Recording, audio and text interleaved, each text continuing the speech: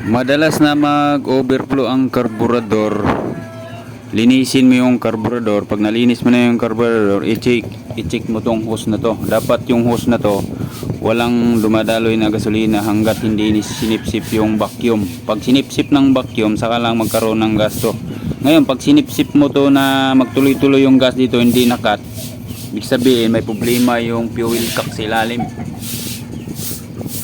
Posibleng marumi na rin yung laman ng tangke, o di kaya nakalangan lang yung mga repair kit dito sa fuel pump, fuel tank. Sa pagtesting nito, sipsipin mo lang to. Dapat pag tumagas siya, pag binitawan mo, mawala na dapat yung tagas. Pero pag tigil mo, tulad nito,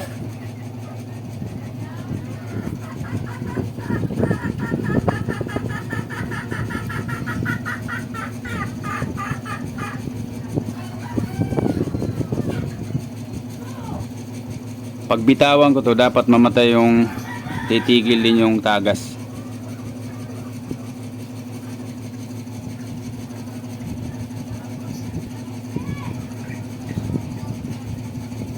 Eto, tumigil siya, ibig sabihin buo pa yung fuel cap.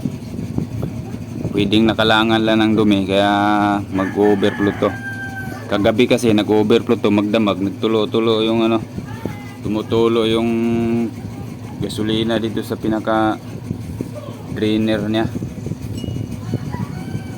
Ito, marumi lang yung fuel cap. Okay na.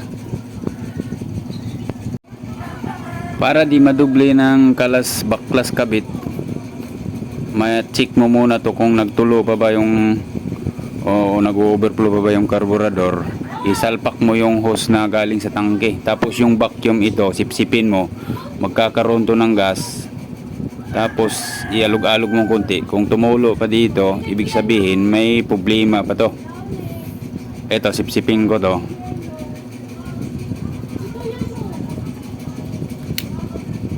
Kailangan walang tatagas dito pag sinipsip ko to.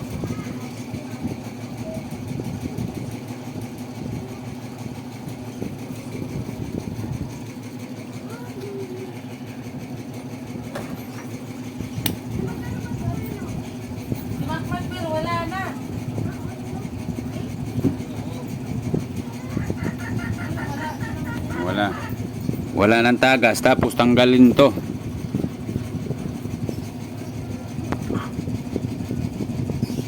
Pag tinanggal yung hose na tinigil mo na yung pagsipsip dito, dapat mawala na yung tigil. Titigil na rin yung tagas dito. Ito, okay na siya. Tumigil din.